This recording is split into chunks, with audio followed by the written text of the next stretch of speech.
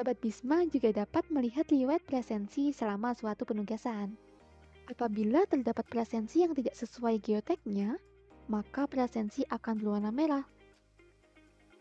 Sobat Bisma perlu melakukan penyesuaian pada aplikasi MAP untuk klaim presensi yang sesuai, sehingga presensi menjadi sah dan berubah warna menjadi hijau. Apabila geotek yang dilakukan tidak sesuai kota keberangkatan ataupun kota tujuan namun merupakan tempat yang sah, maka lakukan konfirmasi tempat sah.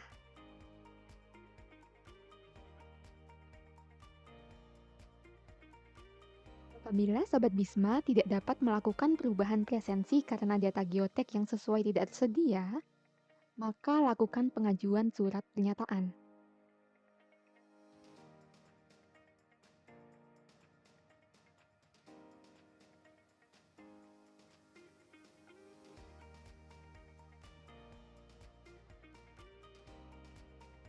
PPK memiliki kewenangan penuh untuk menerima atau menolak pengajuan surat pernyataan tersebut.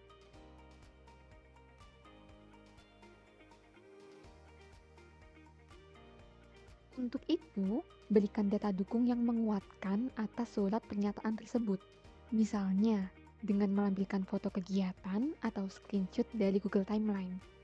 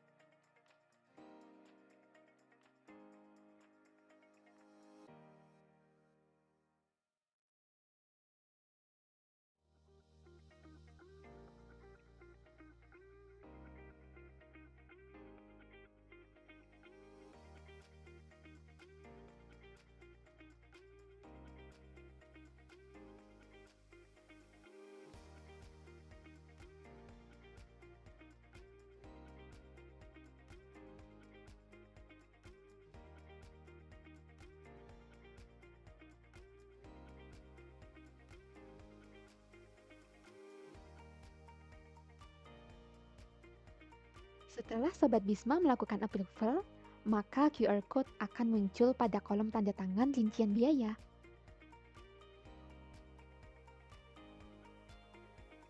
Apabila QR Code ini di-scan, akan ditampilkan informasi mengenai nama pegawai yang melakukan persetujuan, nilai SPJ, dan waktu pelaksanaan persetujuan.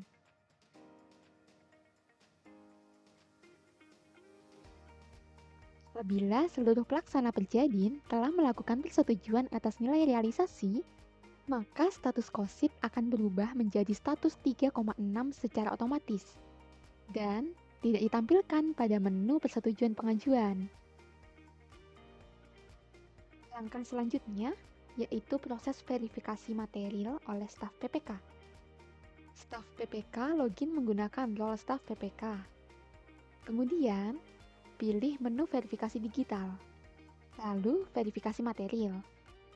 KOSIP yang muncul pada daftar yaitu KOSIP dengan status 3,6. Selanjutnya, staf PPK memilih KOSIP atau kwitansi PBJ yang akan dilakukan pengujian dengan klik simbol mata untuk melihat rincian nilai dan bukti pendukung yang diajukan oleh pelaksana perjadin atau pelaksana kegiatan.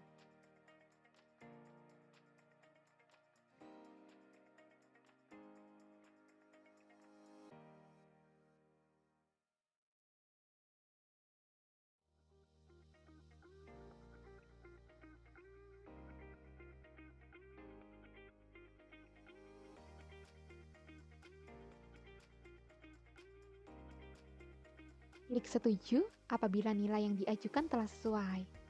Staf PPK dapat melakukan penolakan apabila nilai yang diajukan tidak sesuai dengan dokumen pendukung bukti pertanggungjawaban yang diberikan.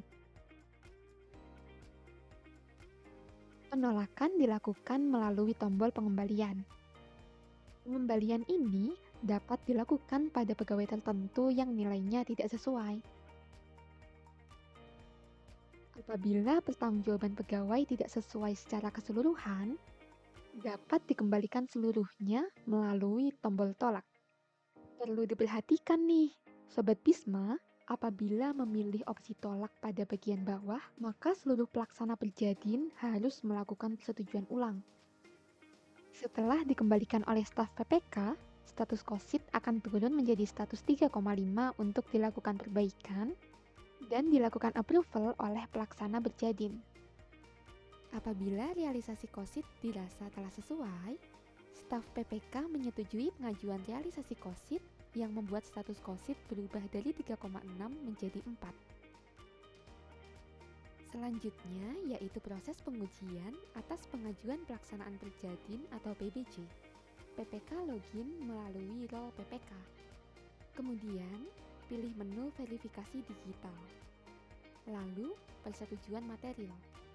KOSIT yang muncul pada daftar hanya KOSIT dengan status 4.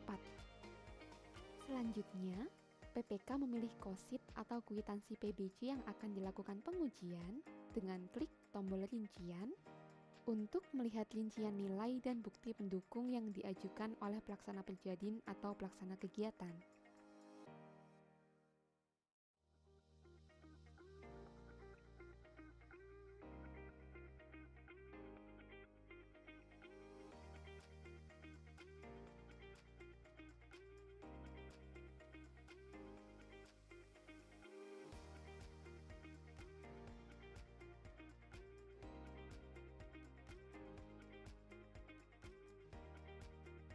Klik setuju apabila nilai yang diajukan telah sesuai.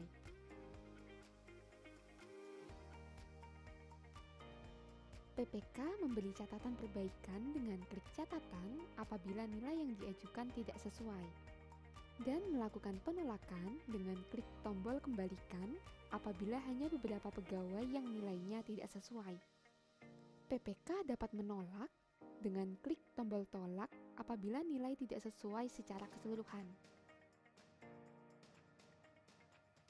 Berdasarkan PMK nomor 62 tahun 2023 tentang perencanaan anggaran, pelaksanaan anggaran, serta akuntansi dan pelaporan keuangan, salah satu tugas dan wewenang seorang PPK adalah melakukan pengujian dan menandatangani surat bukti mengenai hak tagih kepada negara.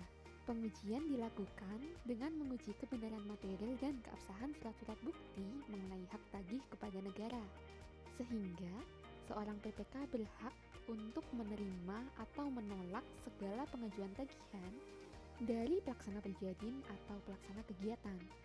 Mengingat bahwa PPK bertanggung jawab terhadap yang pertama, kebenaran material dan akibat yang timbul dari penggunaan bukti mengenai hak tagih kepada negara.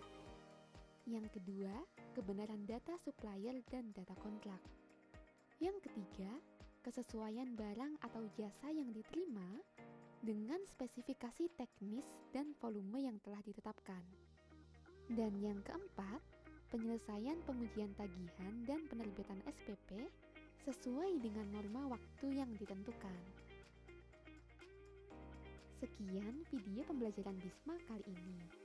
Sampai jumpa di video berikutnya.